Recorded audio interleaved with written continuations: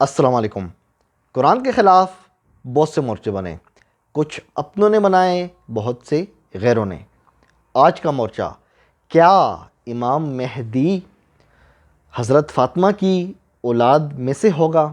دوستو، دونوں بڑے فرقے سنی اور شیعہ دونوں کا یہ ایمان ہے کہ حضرت فاطمہ کی نسل سے امام مہدی صاحب ہوں گے۔ دیکھیں، امام مہدی کے بارے میں دو ٹوک بات ہم پہلے بھی آپ سے کر چکے ہیں اس ویڈیو میں۔ امام مہدی کی کوئی حقیقت نہیں ہے۔ امام مہدی نام کا کوئی بندہ قیامت سے پہلے نہیں آئے گا۔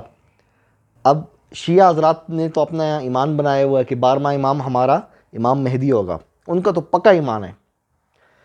اب مسئلہ یہ کہ ان کی جو کتابیں ہیں جن کے اندر یہ روایات آئی ہیں، ان کتابوں کے جو مصنف ہیں نا، لکھاری، وہ مجہول ہیں، نامعلوم ہیں۔ مثال اصول کافی کا مصنف کون؟ ابو جعفر الکلینی۔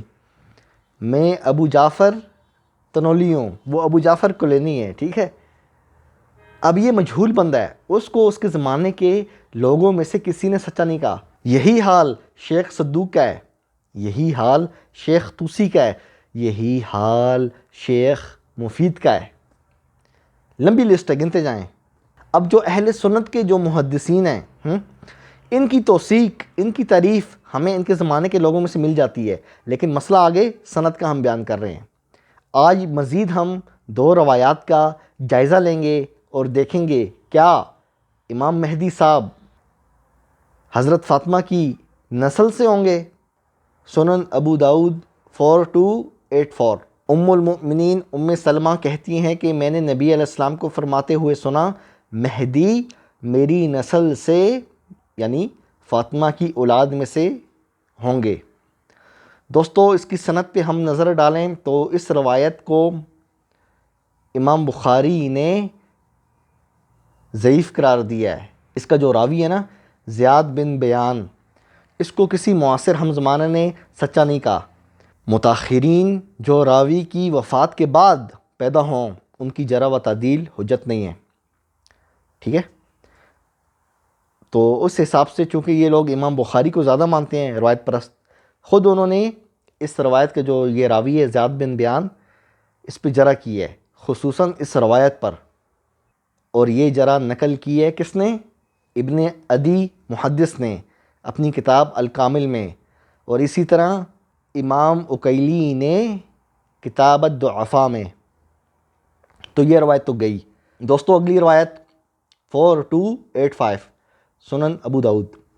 ابو سعید الخدری کہتے ہیں کہ نبی علیہ السلام نے فرمایا، مہدی میری اولاد میں سے کشادہ پیشانی، اونچی ناک والے ہوں گے، وہ روئے زمین کو عدل و انصاف سے بھر دیں گے جیسے کہ وہ ظلم و جور سے بھر دی گئی، ان کی حکومت 7 سال تک رہے گی۔ دوستو، یہ روایت بھی ضعیف ہے۔ قتادہ راوی جو ہے مدلس ہے۔ اسی طرح جو ابو سعید صحابی سے جو بندہ نقل کر رہا ہے نا روایت، ابی نضرہ، یہ تابعی مستور ہے۔ اس کو اس کے زمانے کے لوگوں میں سے کوئی سچا نہیں کہتا۔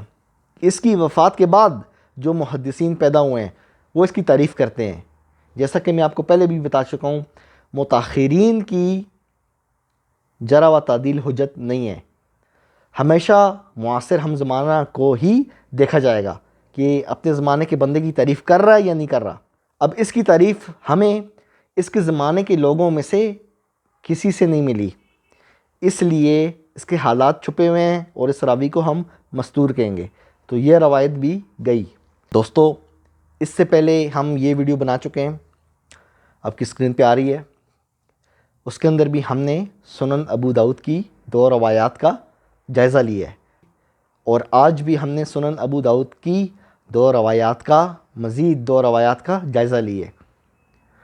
آپ کے سامنے 1-2 پارٹ اور آئیں گے مہدی کے موضوع پہ اہل سنت کی کتابوں سے، ٹھیک ہے۔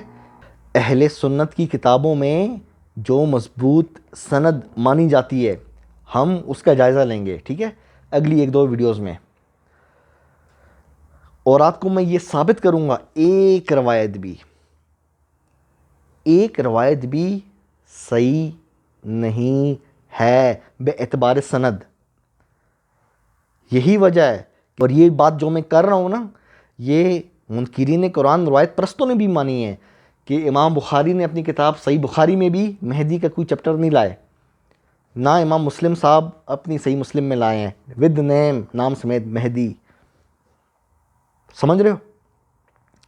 تو یہ تیسرے چوتھے درجے کی جو کتب ہیں نا بخاری مسلم کے بعد، یہ ان میں روایات آئی ہیں. یہ عقیدہ جو مہدی کا ہے نا، جو روایت پرستوں میں بہت زیادہ پھیل چکا ہے، یہ وہاں سے آیا ہے. اور وہاں پہ کہاں سے آیا ہے؟ شیعہ راویوں سے. آنے والی ویڈیوز میں ہم جو خراسان سے کالے جھنڈے نکلیں گے نا، اس طرح کی آپ نے روایات پڑھی ہوں گی نا، ان کا بھی ہم پوسٹ مارٹم کریں گے انشاءاللہ. دوستو چینل کو لائک کیجئے، سبسکرائب کیجئے، اپنے بھائی ابو جعفر تنولی کو اجازت دیجئے. پھر ملتے ہیں. قرآن زندہ باد.